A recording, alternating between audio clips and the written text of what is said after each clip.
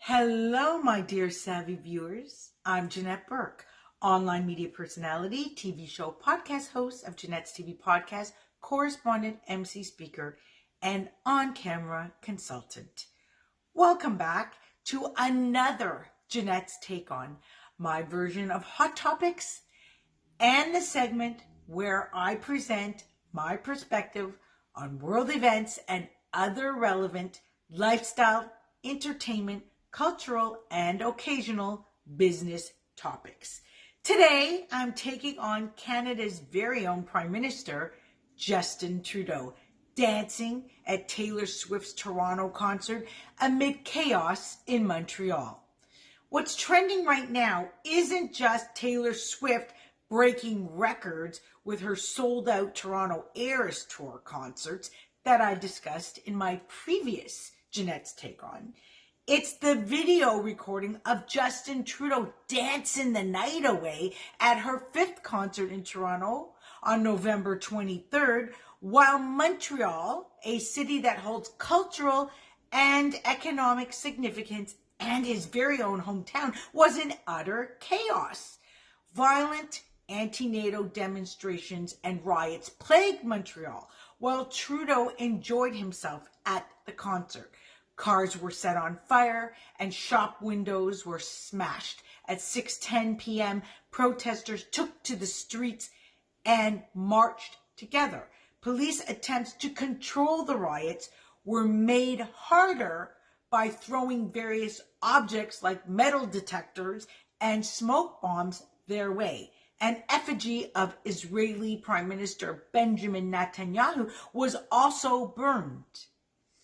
Many fans took to social media slamming Trudeau for being seemingly uncaring and ignorant about the situation. Pierre Poilievre, leader of Canada's Conservative Party, mocked Trudeau's priorities on X. Trudeau eventually addressed the riots on X, condemning them. He also mentioned that the RCMP and local police were communicating about the riots and stressed that the rioters should be held accountable. This tweet was met with a flurry of criticism, with some users condemning Trudeau's concert attendance while Montreal suffered from the riots, comparing his behavior to Nero playing the fiddle while Rome burned. I'll say this, I love a good concert. I mean, who doesn't? Wouldn't you like to shake it off too in these troubled times? But here's the thing. Being leader of a nation comes with certain expectations and responsibilities. One is knowing the right time to let loose. It's not exactly the moment for champagne problems, photo ops with celebrity buds, and dance breaks when a major Canadian city is dealing with upheaval.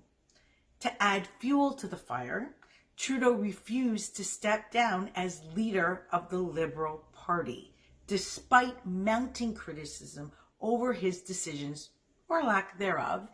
Even his strongest supporters are side-eyeing this move.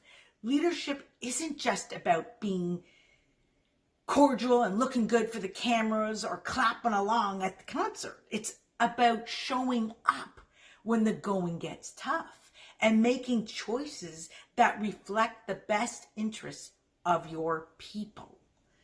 Some members of the Liberal Party believe Trudeau has become a liability. Several MPs have expressed concerns that his leadership could jeopardize the party's chances in the next election, especially against the increasingly popular Conservative Party leader.